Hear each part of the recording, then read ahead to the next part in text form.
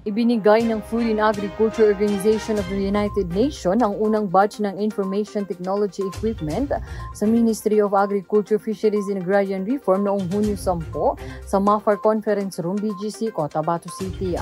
Pinangunahan naman ni Sir Dante Iloterio, pinuno ng UN-FAO Mindanao Sub-Office, ang turnover ceremony kasama sa kagamitan ang 1 Acer Travelmate P2, 1 desktop computer, 2 laptop, 1 projector at 1 DCLR camera.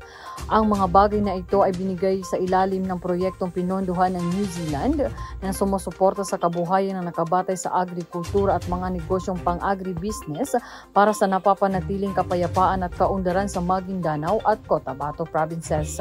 Sa kanyang talumpati sa pagtanggap, ipinahayag ng Ministry of Agriculture, Fisheries and Agrarian Reform, Minister Muhammad S. Yaqub, PhD, ang kanyang pagpapahalaga sa patuloy na suporta ng UN-FAO para sa pagpapaunlad ng agrikultura sa rehiyon.